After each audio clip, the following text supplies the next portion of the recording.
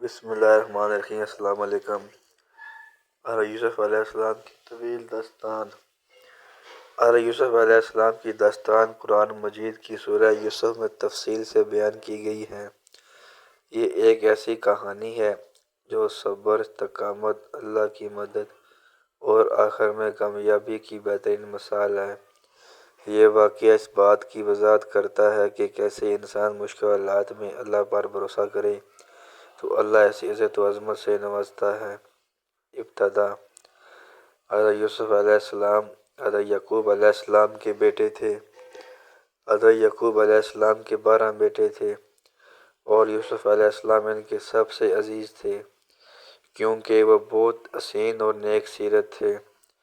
حضرت یوسف علیہ السلام نے ایک خواب دیکھا جس میں انہوں نے 11 ستارے، چاند اور سورج کو اپنے سامنے سجدہ کرتے ہوئے دیکھا۔ جب حضرت یعقوب علیہ السلام نے یہ خواب سنا تو انہوں نے یوسف علیہ السلام کو ہدایت کی کہ یہ خواب اپنے بھائیوں کو نہ بتائیں کیونکہ وہ ان سے حسد کرتے تھے۔ بھائیوں کی سازش۔ حضرت یوسف علیہ السلام کے بھائی ان سے حسد کرتے تھے کیونکہ وہ دیکھتے تھے کہ ان کے والد ان سے زیادہ محبت کرتے ہیں۔ ایک دن انہوں نے منصوبہ بنایا کہ یوسف علیہ السلام کو کسی طرح سے والد کی نظر سے دور کر دیا جائے۔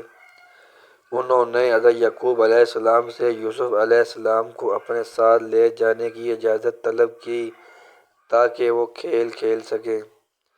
حضرت یعقوب علیہ السلام کو شک تھا لیکن بھائیوں نے انہیں یقین دلایا کہ وہ یوسف علیہ السلام کا خیال رکھیں گے۔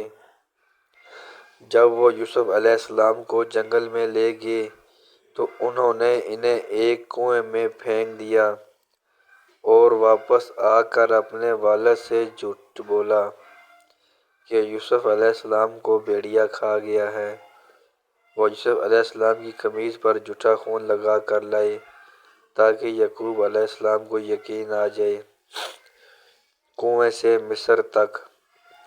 اللہ کی مدد سے ایک قافلہ کنویں کے قریب سے گزرا اور یوسف علیہ السلام کو نکال لیا۔ انہوں نے حضرت یوسف علیہ السلام کو غلام بنا کر مصر میں فروخت کر دیا۔ مصر میں حضرت یوسف علیہ السلام کو عزیز مصر یعنی وزیر خزانہ نے خرید لیا اور ان کو اپنے گھر میں بہت عزت دی۔ عزیز کی بیوی زلیخا حضرت یوسف علیہ السلام کی حسن و جمال سے متاثر ہوئی اور ان سے برے ارادے رکھے لیکن حضرت یوسف علیہ السلام کو اللہ کے خوف کی وجہ سے اس سے بچنے کی کوشش کی۔ زلیخا نے جب دیکھا کہ یوسف علیہ السلام اس کے ارادے کو قبول نہیں کر رہے تو اس نے الٹا ان پر الزام لگا دیا۔ عزیز مصر نے حضرت یوسف علیہ السلام کو قید کروا دیا۔ قید میں امتحان۔ حضرت یوسف علیہ السلام نے کئی سال قید میں گزارے۔ وہاں بھی ان کی نیک سیرتی اور حکمت کا چرچا ہوا۔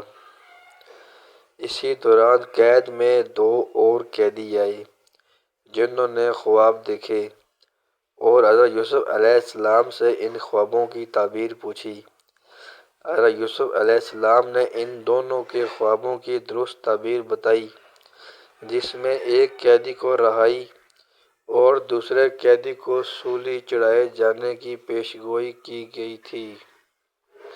یہ تعبیر درست ثابت ہوئی۔ حضرت یوسف علیہ السلام نے اس قیدی سے کہا کہ جب وہ رہائی پا لے بادشاہ کو یوسف کے بارے میں بتائے لیکن وہ قیدی بھول گیا۔ کئی سال بعد جب مصر کے بادشاہوں نے ایک عجیب خواب دیکھا جس میں 7 موٹی گائیں 7 دبلی گائیں کھا رہی تھیں اور 7 خوشحال بالیاں 7 خشک بالیاں نظر آئیں۔ بادشاہ کو خواب کی تعبیر سمجھ نہیں آئی تو اس نے اپنے درباریوں سے پوچھا۔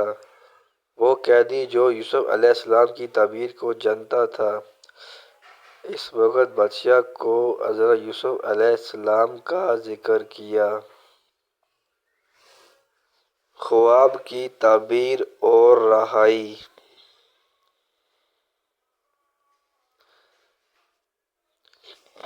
بادشاہ نے حضرت یوسف علیہ السلام کو قید سے بلا کر خواب کی تعبیر پوچھی۔